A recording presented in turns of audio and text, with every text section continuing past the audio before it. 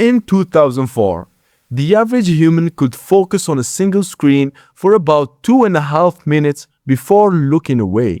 It wasn't perfect, but it was enough to follow a complex thought to its conclusion. Today, that number has dropped to just 47 seconds. You feel it every day, the slow, modern act of being busy for 12 hours but accomplishing nothing of substance. This isn't just a personal failing, it is a structural collapse of the humanity attention span. For 50 years, every generation scored higher on intelligence tests than the one before, a phenomenon known as the Flynn Effect. But around 1995, the line stopped rising. It reversed. We are now measurably losing the very skills that build civilization: abstract reasoning, working memory, and the ability to hold multiple ideas in our minds at once. The common explanation is that we're getting dumber because of genetics, but the data saying otherwise. A massive Norwegian study compared 700,000 brothers, same parent, same house, same DNA. The younger brothers consistently scored lower than the older ones.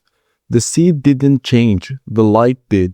The younger brothers came of age in an interruption environment where nothing required sustained focus. Your brain has a muscle called executive function, which allows you to resist an immediate reward like a scrolling feed in favor of a long-term goal. But like any muscle, if you don't use it, it withers. The specific exercise that builds this muscle is boredom, the cognitive state of staying with something difficult when an easier option is available. While our focus has been sliding down, another line has been shooting up. Since 2015, artificial intelligence has been benchmarking on the exact cognitive tasks that humans are failing. The skills falling fastest in us, reasoning through problems and thinking under pressure, are the ones AI is mastering. We are essentially outsourcing our intelligence to these very systems designed to interrupt us. This is a biological mismatch. We have the nervous systems of a hunter-gatherer built for long periods of quiet observation, but we are living in a digital universe that feeds on fragmentation. To reclaim your brain, you must reintroduce fraction. Your ancestors, the original influenced society, worked only about 2.5 hours a day. They didn't fragment their consciousness.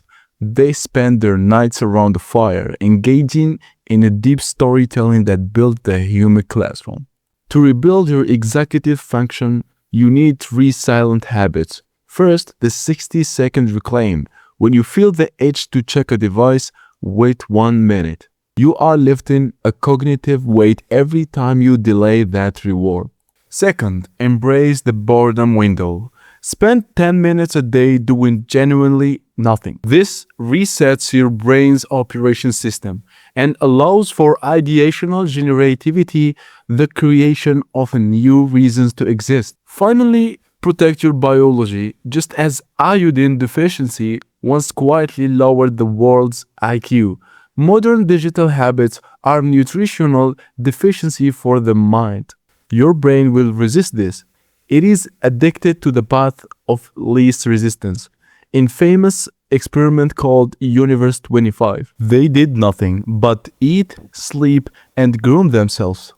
They looked perfect, but they were functionally dead because they had no meaningful rules to fill. If you choose the path of the 47-second distraction, you become a beautiful one, appearing successful but losing the cognitive depth that makes you human. The good news is that this decline is environmental, not permanent. The Norwegian brothers proved that the line can go back up if the environment changes. Just knowing about the illusion of transparency, the idea that your internal anxiety is invisible to the world, has been proven to make people perform better. Similarly, knowing that your focus is a muscle gives you the power to train it. Reclaiming your focus isn't just about productivity, it's about waking up from a digital dream. Simple is the path to misery. Stop performing for an audience that isn't watching and start living the life only you were meant to record. Simplify life, amplify result.